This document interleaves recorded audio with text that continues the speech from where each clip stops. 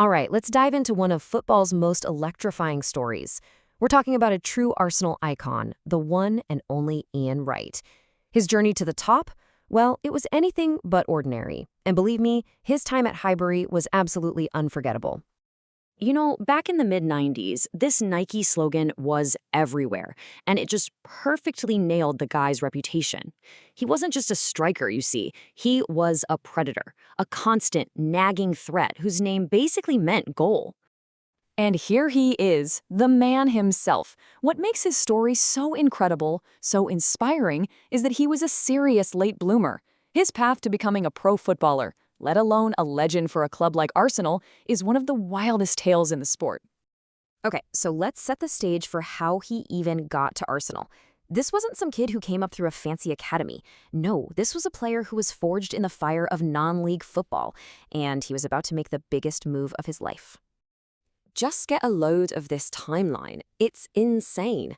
At 21, an age where so many prospects have already been told they're not going to make it, Wrighty was playing amateur football. And then boom, just a few years later, he's signing for one of the biggest clubs in England. It's just staggering. And when he did sign for Arsenal back in '91, it was for this amount. £2.5 million. Now you have to understand, back then, that was a club record fee. That means he walked into Highbury with a mountain of pressure and massive, massive expectations on his shoulders. So, did he crumble under all that pressure? Not a chance. Not even close. Ian Wright didn't just meet the expectations, he completely obliterated them right from his very first game. He became an instant hero for the Arsenal faithful. I mean, his impact was just mind-blowing. He scores on his debut, then he gets a hat-trick in his first league game. And to top it all off, he ends the season as the league's top scorer. This wasn't some flash in the pan either. This was the start of a 6-year run as Arsenal's undisputed goal king. So that early success builds into the middle part of his Arsenal career, which, let me tell you, was a total roller coaster. We're talking incredible highs, shiny trophies, and yeah, some serious drama behind the scenes. He was a massive part of the Cup double in '93 and that European run in '94, but it wasn't all smooth sailing. He famously clashed with manager Bruce Rioch and was so unhappy he nearly left the club. But he stuck it out, and pretty soon he formed one of the most exciting partnerships in the league with the genius himself, Dennis Bergkamp. And that resilience, it was about to pay off big time, because a whole new era was dawning at Highbury. The arrival of a certain French manager, Arsène Wenger, was going to change not just the club, but set the stage for Ian Wright's absolute crowning moment. And this is what's so incredible, his age. At nearly 33, most strikers are thinking about winding down. But under Wenger, with all his new methods, the focus on diet, on training, Wright was completely revitalized. He wasn't slowing down, he was speeding straight towards the history books. And this was the magic number, 178 goals. The all-time goal-scoring record for Arsenal, held for decades by the legend Cliff Baston. Wright had it right there in his sights. The whole club, the entire fan base, we were all just watching and waiting. It really makes you think, right?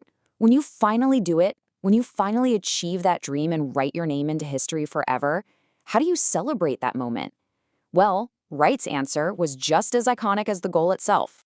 So the scene is set, Highbury, a game against Bolton. And Wright being right, he doesn't just equal the record that day. Oh no, he breaks it in style with a hat-trick.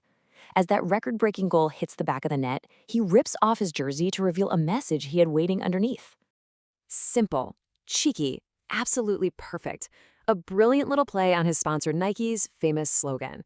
It was a celebration that just captured his whole personality, his confidence, and the sheer joy of the moment. It's gone down as one of the most legendary celebrations ever. And he didn't stop there. By the time he hung up his boots at Arsenal, he'd set the new benchmark at 185 goals. It was a record that would stand for 8 years until, another club legend came along and broke it. Some guy named Thierry Henry. So how do you possibly top becoming the club's all-time greatest goal scorer? Well, in his very last season, even with some injury trouble, Wright managed to leave Arsenal on the ultimate high. He was a key member of the squad that delivered Arsène Wenger's first historic double, winning both the Premier League and the FA Cup in the 97-98 season. So he left not just as a record breaker, but as a champion. A perfect ending. And just look at his list of honors, it really speaks for itself. A Premier League title, a couple of FA Cups, a League Cup, a European trophy. His goals weren't just for show. They directly led to silverware in the cabinet, cementing his place in one of the club's greatest ever eras. And if you're a numbers person, the stats are just phenomenal. 185 goals in 288 games. He scored for fun in the league and the cups on the European stage. He was the complete goal scorer, plain and simple.